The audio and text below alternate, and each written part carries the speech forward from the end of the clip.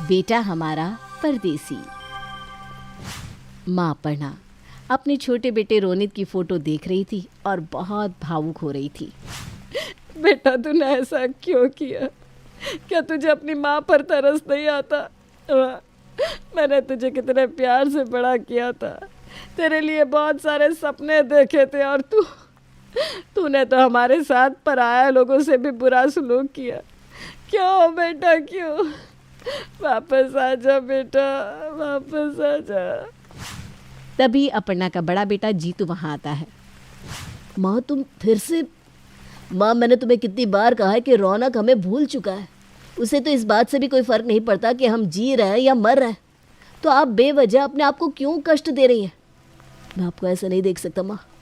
आपको ऐसे इंसान के लिए रोना नहीं चाहिए। संभालिए अपने आप को माँ।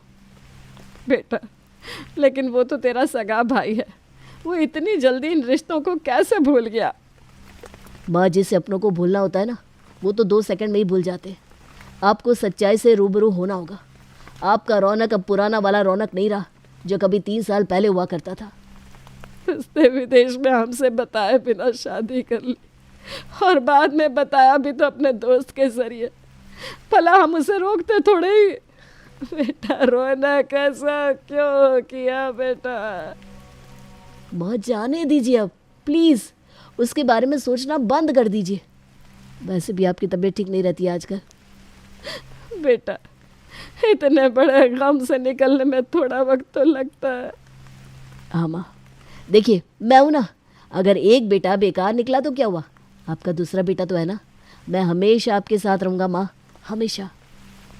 अब जीतू भी बहुत ज़ोर ज़ोर से रोने लगता है। ना बेटा ना, मुझे तुझ पर पूरा भरोसा है, रो मत बेटा। हाँ माँ। तभी वहाँ जीतू की पत्नी मुस्कान आ जाती है और वो भी इन दोनों को ऐसे भावुक होते देखकर रोने लगती है। आप दोनों परेशान मत होइए, देखना सब ठीक हो जाएगा।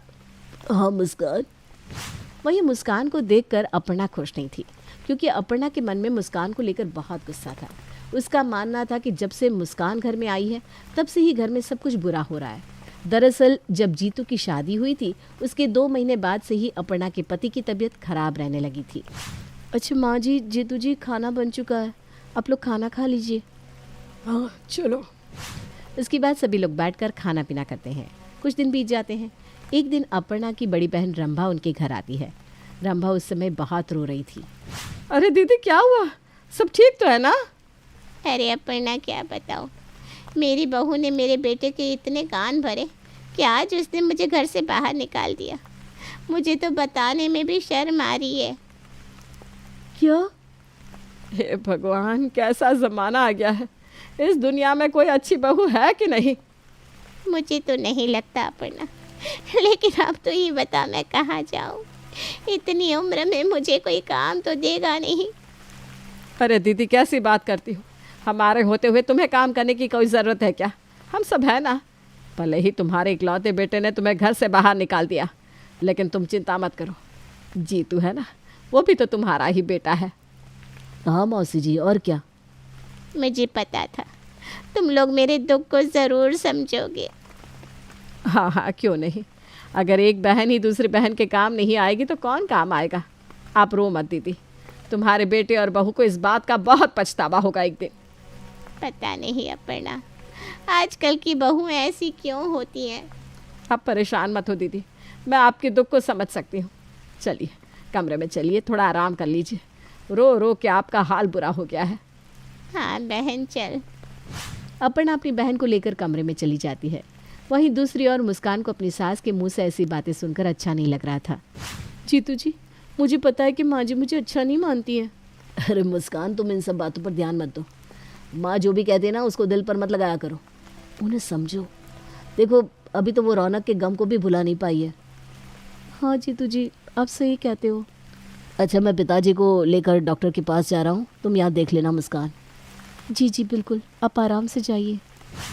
जीतू अपने पिताजी को लेकर वहाँ से चला जाता है। थोड़ी देर बाद दूसरी ओर मुस्कान खाना लेकर अपनी सासू माँ के कमरे में जाती है। सासू माँ, मौसी जी आपके लिए खाना। यहीं रख दे और तू जा। जी। मुस्कान खाना रखकर वहाँ से चली जाती है। अपर्णा, तूने और तेरे बेटे ने तो मुझे यहाँ पर रुकने के लिए कहा, लेकिन तेरी बहू ने तो एक शब्द भी नहीं बोला। लगता है मेरे यहाँ आने से तेरी बहू बिल्कुल भी खुश नहीं है। अरे दीदी, इसे तुम्हारे आने की खुशी तो छोड़ो, मेरे यहाँ रहने की भी कौन सी खुशी है। क्या मतलब? अरे जब से इस घर में आई है तब से कुछ ना कुछ बुराई हो रहा है, पूरा घर बिखर गया।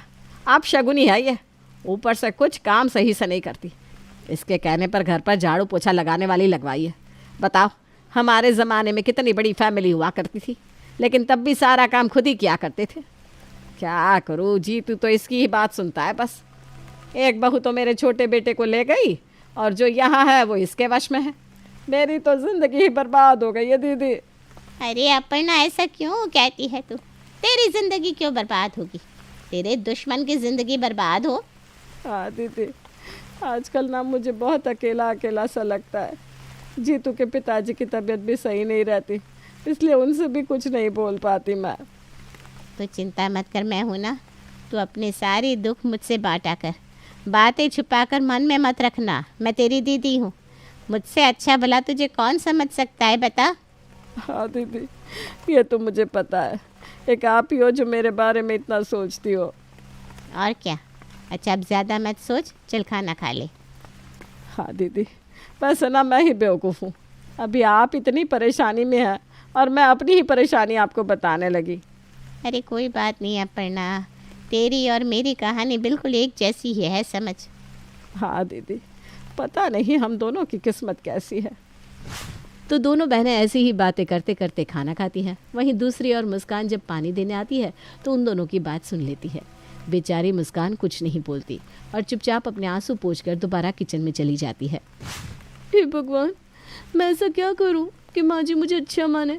आखिर मैं ऐसी कौन सी गलती कर देती हूँ जिससे मैं माँ जी के सामने हमेशा बुरी बन जाती हूँ? अरे ओ बहू, पानी तो लेकर आ। हाँ माँ जी, अभी लाई। वो जल्दी से पानी के 2 ग्लास लेकर उनके कमरे में दे आती है। अरे बहू, जब खाना देते हैं तो पानी भी साथ में देते हैं, पता है ना? अरे छोटी छोटी बातों का तो ध्यान रखा कर बहू। जी माँ जी, गलती हो गई, माफ़ कर दीजिए। कोई बात नहीं। अब जाओ और वो अपने ससुर जी के पुराने कंबल धो दो, सारे कंबल गंदे पड़े हैं। जी माँ जी, अभी जाती हूँ। मुस्कान अपने कमरे में चली जाती है। कुछ दिन बीत जाते हैं कि तभी एक दिन अपर्णा जब मंदिर से पूजा करके वापस लौटती है तो वो अपने पति राम को प्रसाद देने के लिए उनके कमरे में जाती है। अजी उठिए, सुबह के 11 बज चुके हैं और आप अभी तक उठे नहीं। अजी उठिए। लेकिन अपर्णा की आवाज़ सुनने के बाद भी राम बिल्कुल नहीं हिलता। अपर्णा चिंता में पड़ जाती है। वो राम को अपने हाथों से हिलाते हुए पूछने लगती है, अजी क्या हुआ? जीतू के पापा उठिए ना। इसके बावजूद भी राम के शरीर में कोई हलचल नहीं होती। अपर्णा जोर से चीख पड़ती है। चीख सुनकर सभी लोग वहाँ आ जाते हैं। जीतू अपने पिताजी की सांसें चेक करता है तो पता चलता है कि उनकी सांसें नहीं चल रही। नहीं, नहीं जीतू के पापा, आप हमें छोड़कर नहीं जा सकते। माँ, बस संभालिए खुद को माँ। नहीं, ये नहीं हो सकता। संभाल खुद को बहना, संभाल। उस दिन जीतू के घर में मातम छा जाता है। सभी लोग जीतू के पिताजी के दुख में डूब जाते हैं। इस बात को 3 दिन हो जाते हैं कि चौथे दिन दरवाजे की घंटी बजती है। अपर्णा की छोटी बेटी निशा दरवाज़ा खोलती है तो चौंक जाती है। आप? निशा की आवाज़ सुनकर जीतू, अपर्णा और बाकी लोगों का भी ध्यान दरवाजे की ओर जाता है तो सबको पता चलता है कि अपर्णा का छोटा बेटा रौनक और उसकी पत्नी निहारिका विदेश से आए हैं। दरअसल रौनक को उसके चाचा की FP पोस्ट के जरिए पता चला था कि उसके पिताजी की डेथ हो गई है। अपर्णा रौनक को वहां देखकर बिल्कुल चौंक जाती है। ननद जी नमस्ते। निशा मुंह फेर लेती है। हम आपके कोई ननद वानद नहीं है, समझी? अपनी भाभी से ऐसे बात करती हो? भैया, आपको बोलने का कोई हक नहीं है। आपका जो भी हक था ना, वो आप खो चुके हैं। अपनी बकवास बंद कर और मुझे अंदर जाने दे। वैसे भी मैं तुझसे नहीं, अपनी माँ से मिलने आया हूँ। रौनक ज़बरदस्ती अपनी पत्नी का हाथ पकड़कर घर के अंदर घुस जाता है।